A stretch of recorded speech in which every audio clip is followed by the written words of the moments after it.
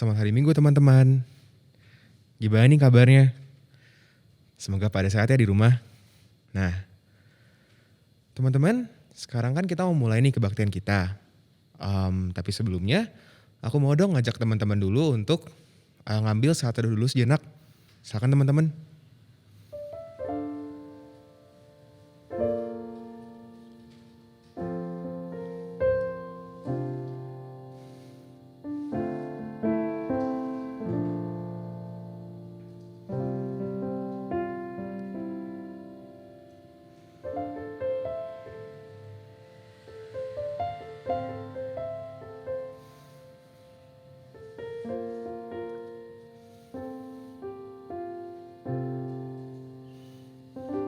Ya teman-teman, sebagai lagu pembukaan kita, ayo sama-sama kita nyanyikan lagu Doa Kami.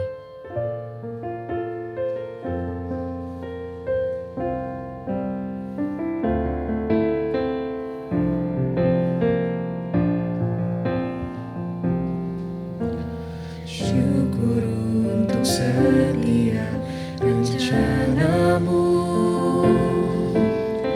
dan rancanganmu yang mulia.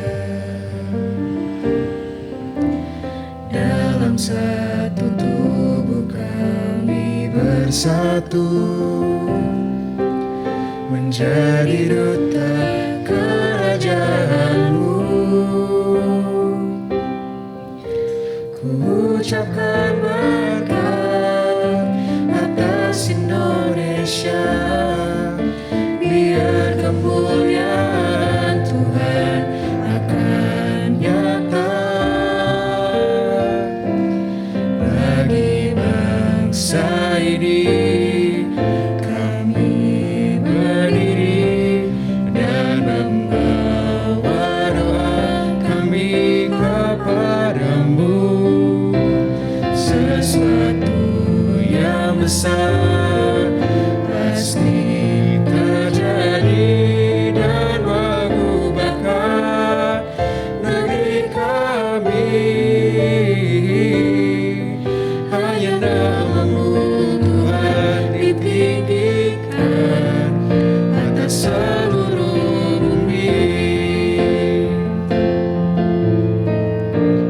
Kami tahu hatimu ada di bangsa ini.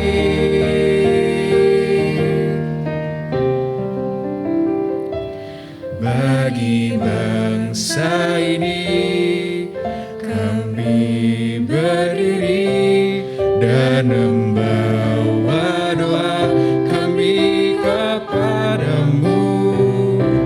Sesuatu yang besar pasti terjadi dan mengubahkan negeri kami. Hanya namamu Tuhan ditinggikan atas seluruh bumi.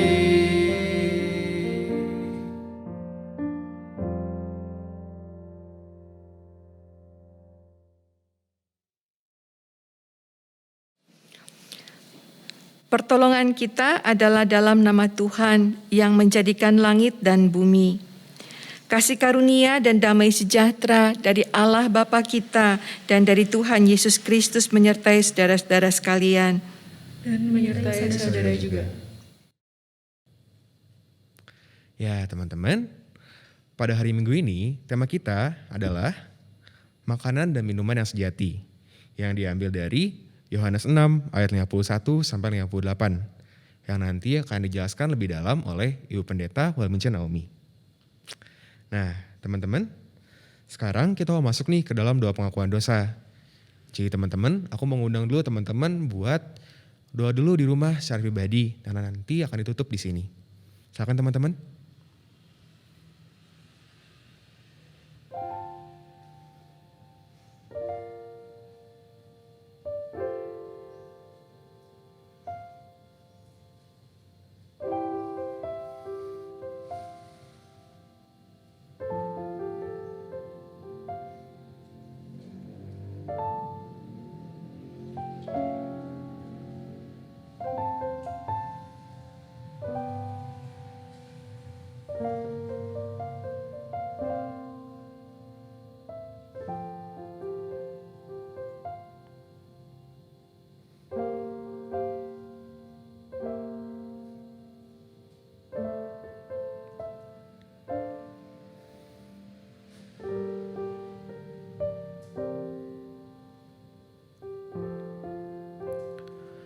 Ya Tuhan, ini kami ya Tuhan, anak-anak-Mu. Pada hari ini ya Tuhan, kami mau datang ke hadirat-Mu ya Tuhan, untuk mengakui ya Tuhan segala dosa-dosa yang sudah kami lakukan ya Tuhan. Mungkin secara sengaja ataupun tidak sengaja ya Tuhan. Ya Tuhan, kami mau belajar ya Tuhan, untuk setiap hari menjadi orang ya Tuhan yang lebih baik. Ya Tuhan, inilah kami ya Tuhan. Ampunilah kami ya Tuhan. Berikanlah kami juga ya Tuhan kekuatan dan juga hikmat daripada-Mu, supaya kami bisa ya Tuhan untuk menang melawan dosa ini ya Tuhan. Ya Tuhan, terima kasih ya Tuhan atas segala berkat-Mu. Dalam nama-Mu ini, doa ini kami panjatkan. Amin.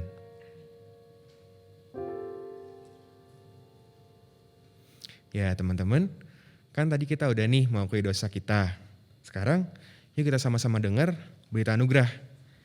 Jadi teman-teman, berita anugerah kita pada hari ini diambil dari Lukas 5 ayat 30 sampai 32. Yang bunyinya adalah, orang-orang Farisi dan ahli-ahli Taurat bersungut-sungut kepada murid-murid Yesus. Katanya, mengapa kau makan dan minum bersama-sama dengan pemungut cukai dan orang berdosa?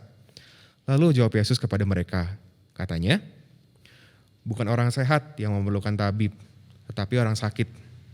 Aku datang bukan untuk memanggil orang benar, tetapi orang yang berdosa, supaya mereka bertobat. Demikianlah berita anugerah dari Allah. Syukur kepada Allah. Nah teman-teman, sebentar lagi kita mau masuk nih ke dalam firman Tuhan. Tapi sebelumnya, aku mau ngundang dulu nih teman-teman untuk mempersiapkan hati kita masing-masing untuk mendengar firman ini. Sambil kita nyanyi teman-teman, mampirlah dengar doaku.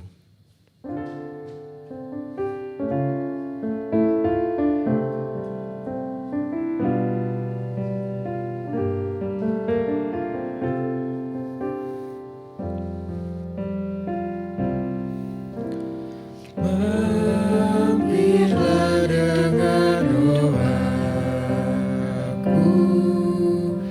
Yesus penebus. Orang lain kau hampiri, jangan jalan terus. Yesus Tuhan, dengar doaku. Orang lain kau hampiri, jangan jalan terus. Di hadapan tataran aku menyembah, tunduk dalam penyesalan. Tuhan tolonglah.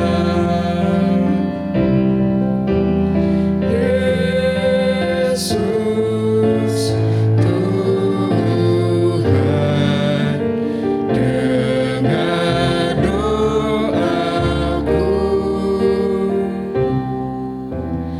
Orang lain kau hampiri, jangan jalan terus.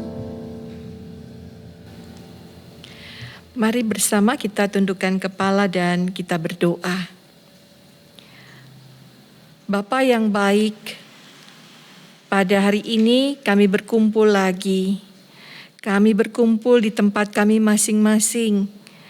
Ada yang dari rumah, ada beberapa teman di gereja untuk bersehati, satu pikiran, meminta Tuhan mengurapi kami, sehingga kami mampu menangkap pesan Tuhan yang ingin Tuhan kami dengar, kami jalani di kehidupan ini.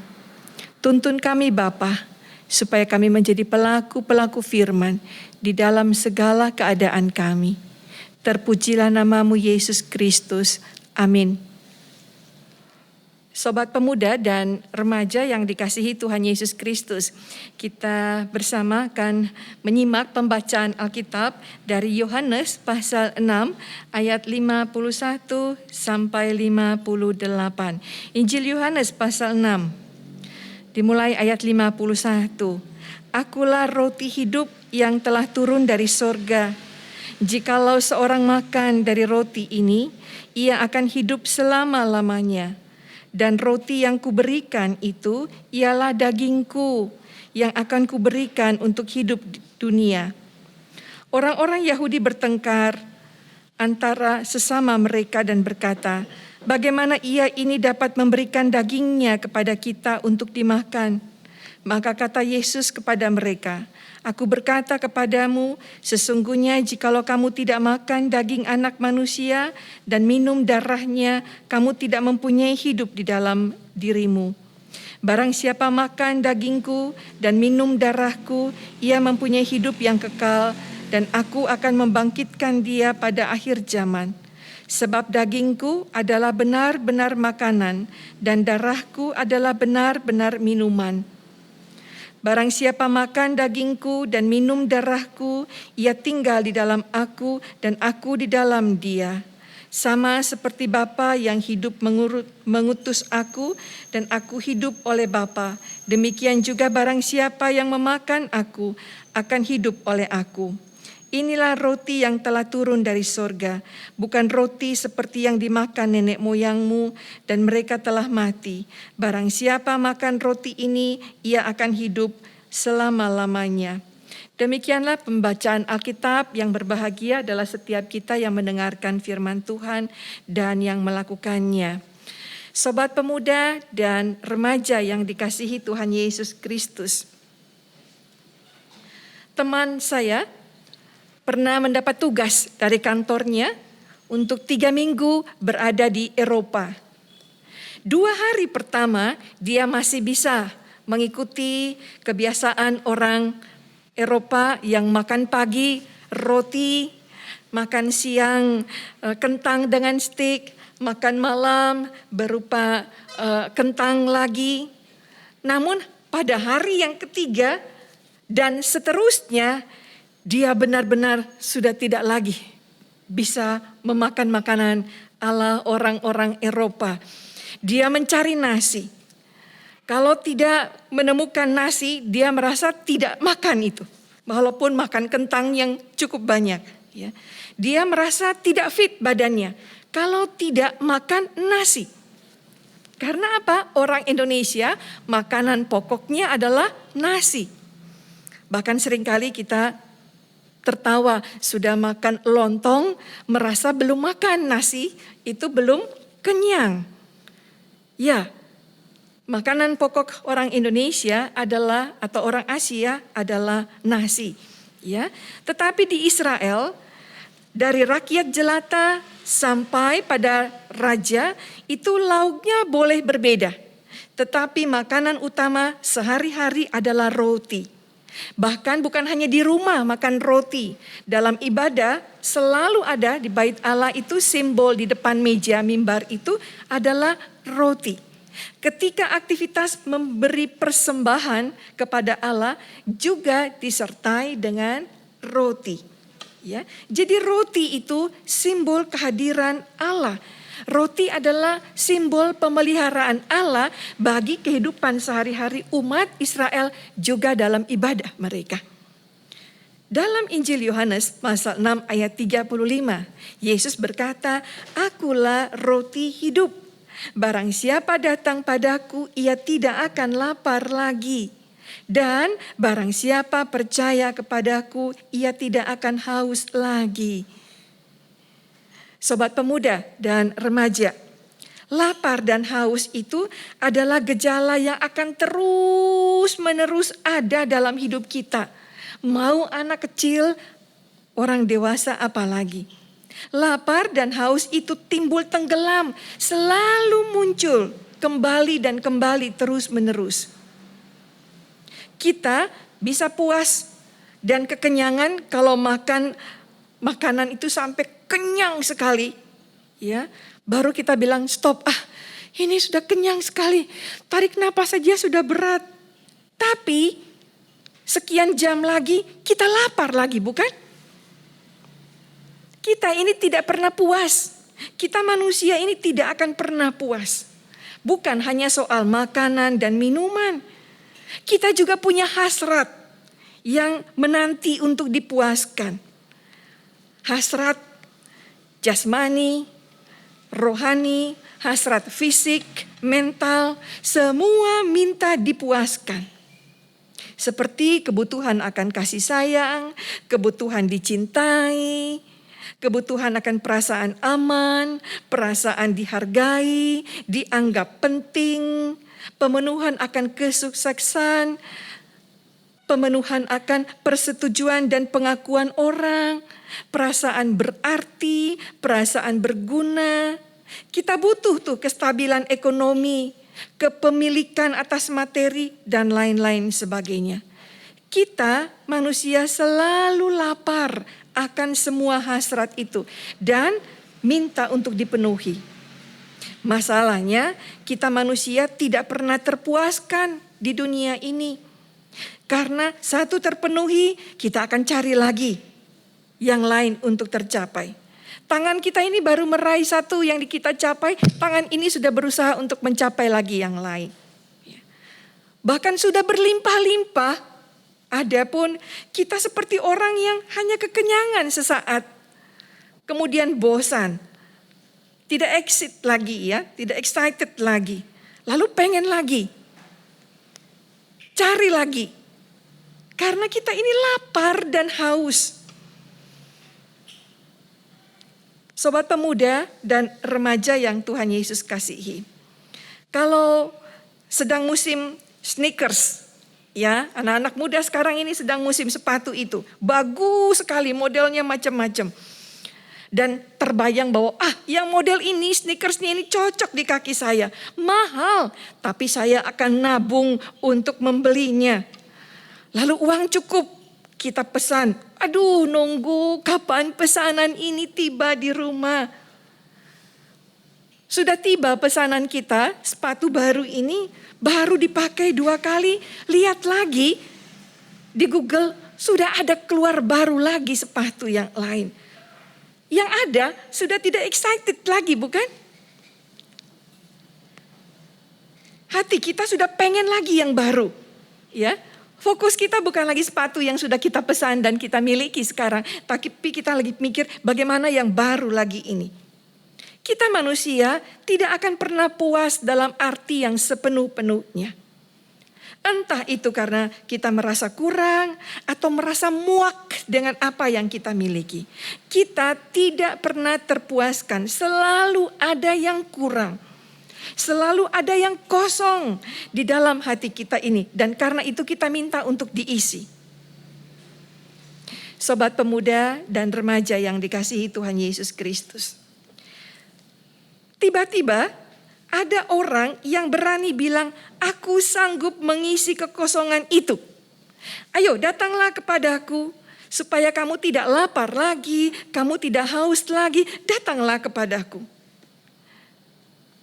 Di tengah semua orang memiliki kebutuhan hidup, minta diisi. Ada yang berkata, aku bisa mengisi kekosonganmu itu. Aku yang bisa membuat kamu berhenti untuk tidak puas lagi. Siapa ini? Dia adalah Yesus. Hanya Dia yang sanggup mengisi kekosongan kita itu. Hanya Dia yang mampu memuaskan dahaga dan rasa lapar kita itu. Semua hasrat kebutuhan kita akan kesenangan, akan kenikmatan, akan keindahan, kebanggaan, kehormatan, ketenangan, kebahagiaan. Semuanya itu pada akhirnya bermuara pada satu hal, yaitu pada Tuhan Yesus Kristus. Sobat pemuda dan remaja yang dikasihi Tuhan Yesus Kristus. Satu hari dalam sebuah acara di televisi di Tiongkok, rupanya bagian pertelevisian ini selalu berjalan ke daerah-daerah untuk mencari momen-momen penting dalam kehidupan sehari-hari. Ditemuilah ada seorang anak, mungkin usianya 9 sampai 12 tahun. Badannya kecil, ringkih sekali anak laki-laki ini. Dia setiap hari sekolah, sekaligus juga merawat ayahnya yang sakit lumpuh. Dan ibunya itu tidak ada. Ibunya meninggalkan si ayah dan anak ini, lalu pergi entah kemana. Acara televisi itu ditampilkan si anak ini, lalu ditanyakan apa yang dia inginkan. Para pejabat, para artis, orang-orang kaya akan memberi dana pada dia untuk sekolah atau untuk membangun rumahnya yang sudah reot itu, ya, atau untuk memberikan makanan kepada dia. Ditanyakan, apa yang kamu inginkan? Ayo bicara, bicaralah. Semua orang sedang menonton kamu dimanapun. Dan anak ini berbicara di depan televisi. Aku mau berbicara seandainya ibuku menonton acara ini. Aku hanya mau bilang, Ibu, aku bisa kok merawat ayah. Ibu tidak usah merawatnya. Asal ibu pulang saja. Ibu, aku kangen sama ibu. Pulanglah, Bu. Hanya itu yang disampaikan anak ini. Dia tidak minta baju, dia tidak minta makanan, tidak minta supaya ayahnya dirawat di rumah sakit terkenal di Tiongkok. Dia tidak minta rumah yang bagus untuk dia dan ayahnya. Yang dia minta adalah ibunya pulang. Kenapa dia minta ibunya pulang? Sebab dia tahu dia asalnya dari ibunya. Dia punya ibu. Dia berada dalam kandungan ibunya selama 9 bulan. Dan dia merasa kangen, perlu rindu sekali untuk bersama dengan ibunya. Sebab dia tahu ibunya ada, tetapi tidak tahu di mana rimbanya. Ini juga yang dikatakan pemazmur dalam Mazmur 42 ayat 2 dan 3. Seperti rusa yang merindukan sungai yang berair, demikianlah jiwaku haus kepada Allah yang hidup. Kita semua betapapun punya kebutuhan hidup, pada intinya kita haus, rindu pada satu muara, yaitu Kristus sumber kehidupan kita. Berjumpa dengan Allah sendiri. Karena itu Yesus berkata, akulah roti hidup. Namun orang banyak, orang Yahudi menangkapnya, nenek moyang kami juga sudah pernah makan mana yang diberikan Musa di padang gurun itu. Dan Yesus bilang, mana yang diberikan itu bukan pemberian Musa, itu Allah yang memberikan kepada bangsa Israel di padang gurun. Mana yang dimakan di padang gurun itu bisa membuat kamu mati. Karena itu mana untuk sesaat. Bagi kebutuhan jasmanimu. Tetapi mana roti yang sesungguhnya adalah aku. Akulah roti hidup. Buat mereka ini gak bisa terima. Karena itu Yesus bilang bagian yang lain. Yesus bicara tentang makan daging dan minum darahku. Kembali lagi mereka tidak mampu menangkap hal ini. Padahal yang dimaksud Yesus di sini adalah tinggal dalam persekutuan bersama dengan Dia. yang mati dan bangkit. Maka kamu akan mengalami hidup yang kekal.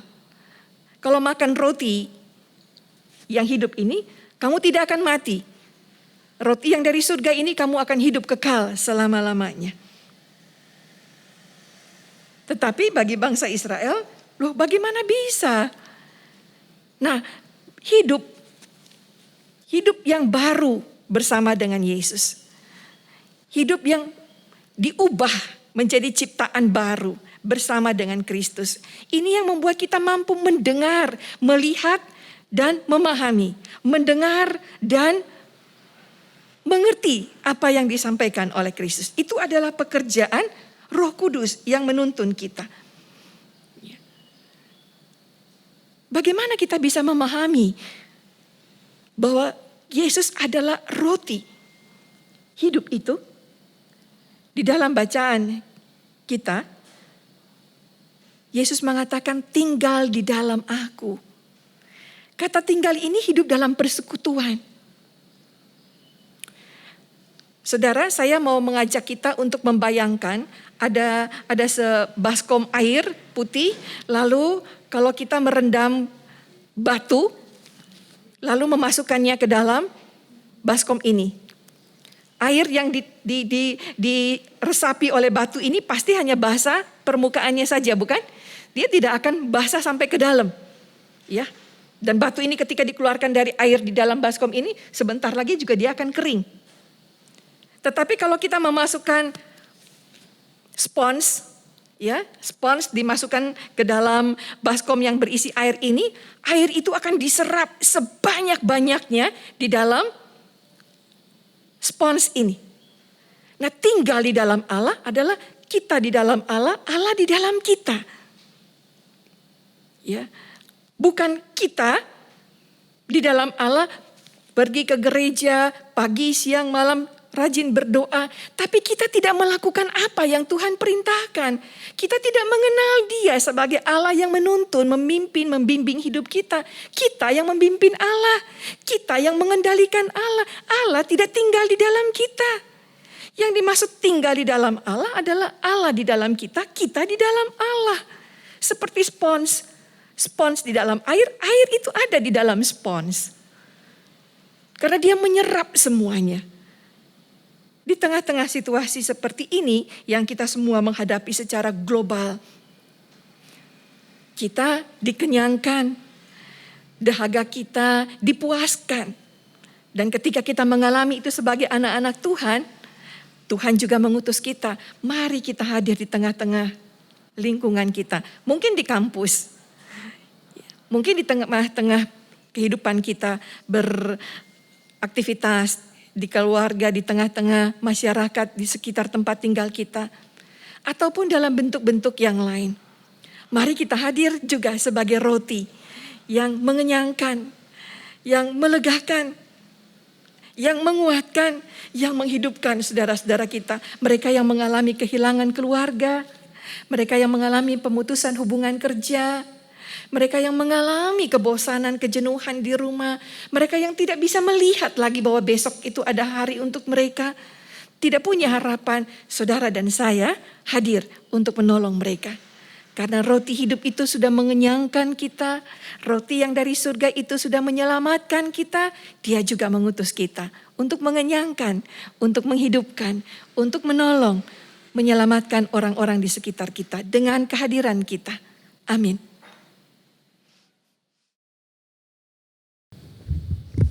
Mari kita bangkit berdiri.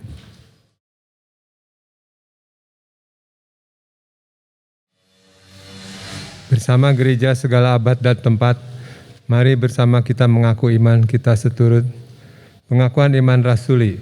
Aku percaya kepada Allah, Bapa yang Maha Kuasa, Khalik langit dan bumi, dan kepada Yesus Kristus, Anaknya yang tunggal Tuhan kita, yang dikandung dari Roh Kudus, lahir dari anak darah Maria, yang menderita sengsara di bawah pemerintahan Pontius Pilatus, disalibkan, mati dan dikuburkan, turun ke dalam kerajaan maut. Pada hari yang ketiga, bangkit pula dari antara orang mati, naik ke surga, duduk di sebelah kanan Allah, Bapa yang Maha Kuasa, dan dari sana ia akan datang untuk menghakimi orang yang hidup dan yang mati.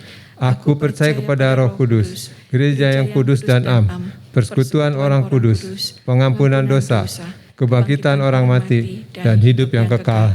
Amin. Silakan duduk.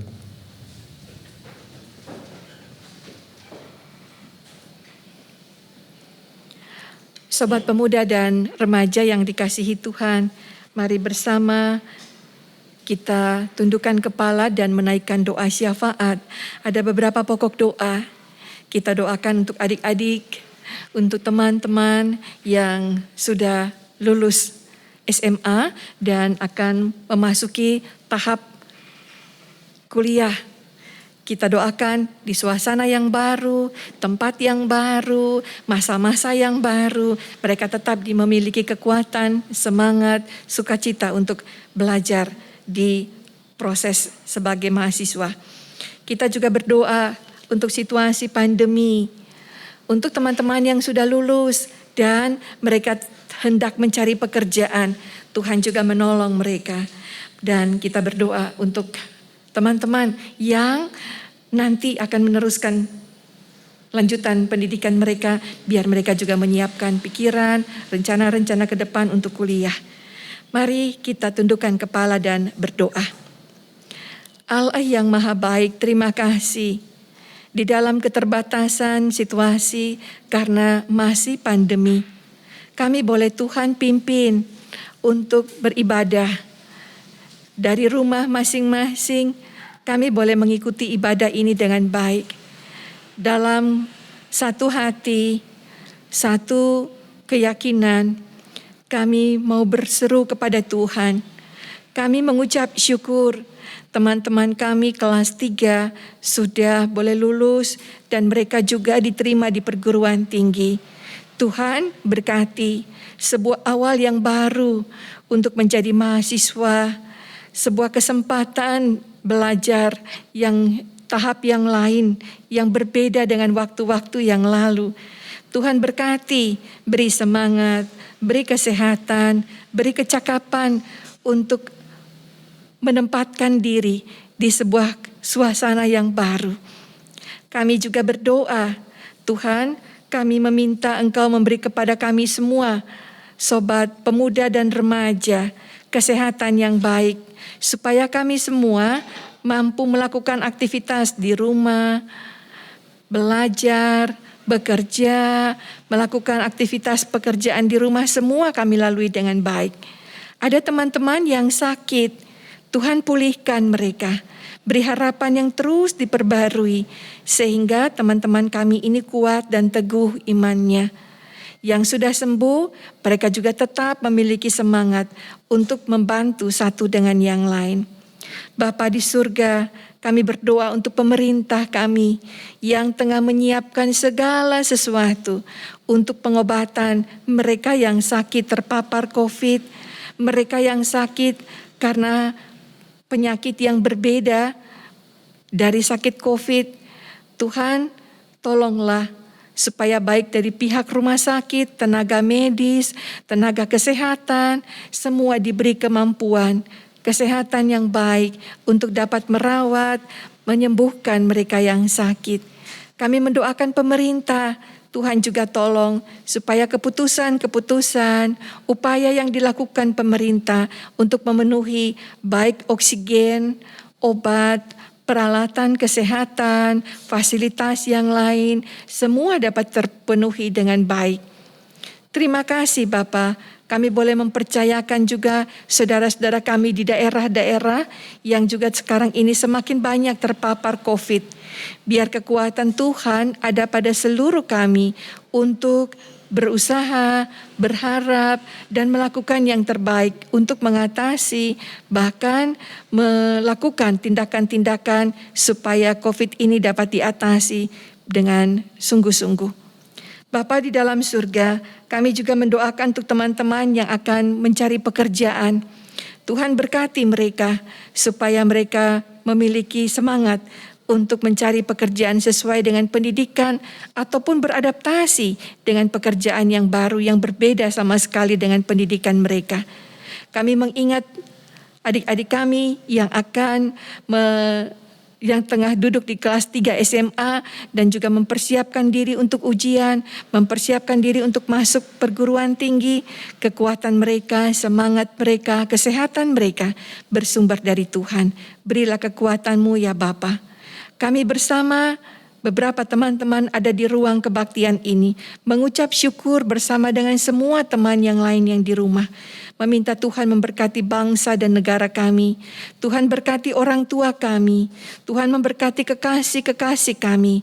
Tuhan memberkati teman, guru, dosen, semua orang yang dekat dengan kami yang kami kasihi. Supaya pada kami semua, seluruh orang di dunia ini boleh berproses melewati pandemi ini dengan baik. Terpujilah nama-Mu Yesus. Amin.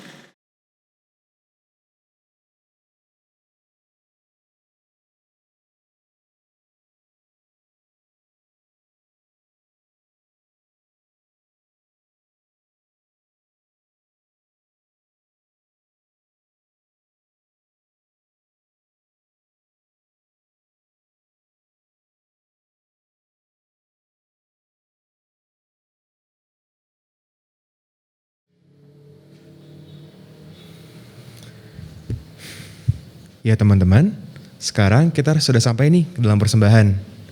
Teman-teman, nats persembahan kita pada hari ini diambil dari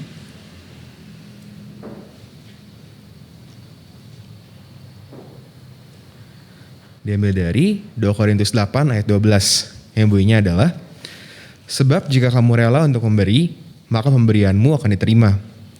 Kalau pemberianmu itu berdasarkan apa yang ada padamu, bukan berdasarkan apa yang tidak ada padamu. Nah, teman-teman, bagi teman-teman yang mau mempersembahkan persembahannya, nanti di layar teman-teman bakal ditayangi nih kode QR. Bisa langsung ya teman-teman di-scan. Nah, sekarang teman-teman, untuk persembahan ini, marilah kita berdoa. Ya Tuhan,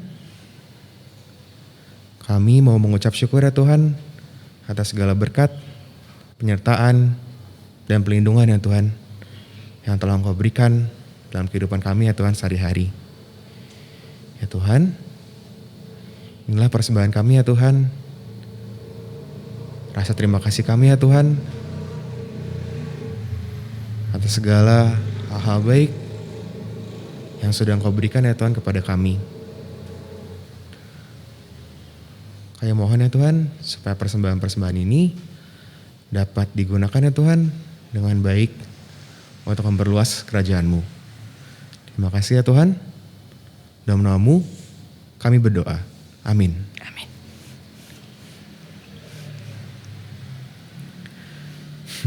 Nah teman-teman, sekarang kita udah mau masuk nih ke dalam pengunjung kebaktian. Tapi sebelumnya, yuk sama-sama kita bangkit berdiri dulu, kita nyanyi. Sekarang waktunya.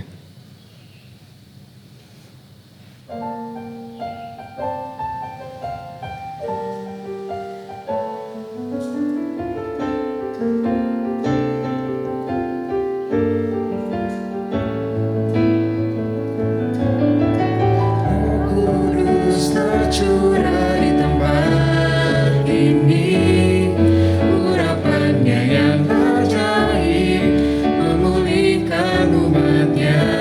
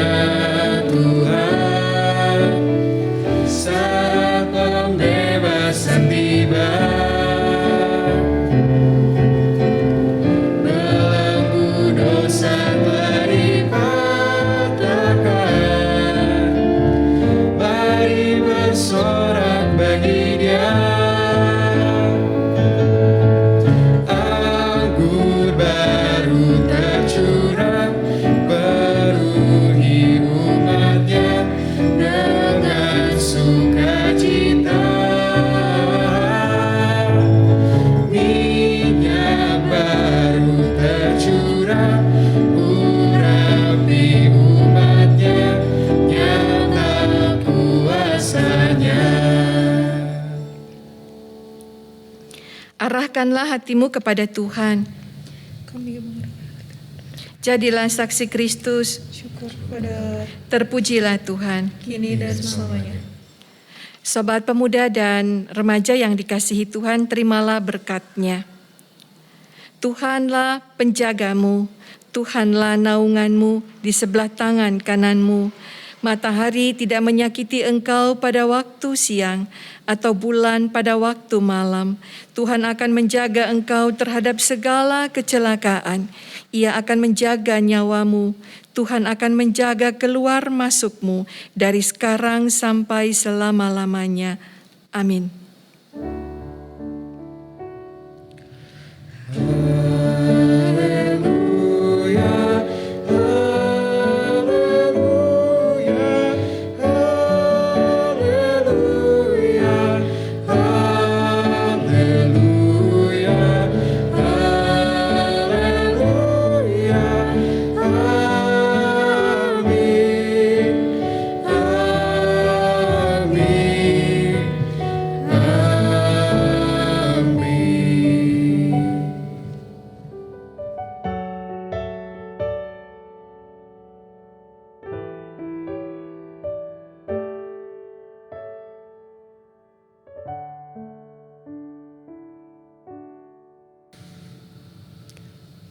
Ya teman-teman, kebaktian kita pada hari ini sudah selesai.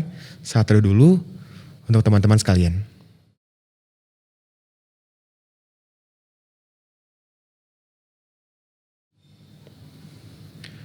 Ya teman-teman, selamat hari Minggu ya. Jaga kesehatan terus ya teman-teman. Kalau misalnya keluar pakai masker. Terus ya, rajin-rajin cuci tangan deh. Nyampe ke rumah langsung mandi ya teman-teman. Ya gitu teman-teman, selamat hari Minggu. Tuhan Yesus berkati.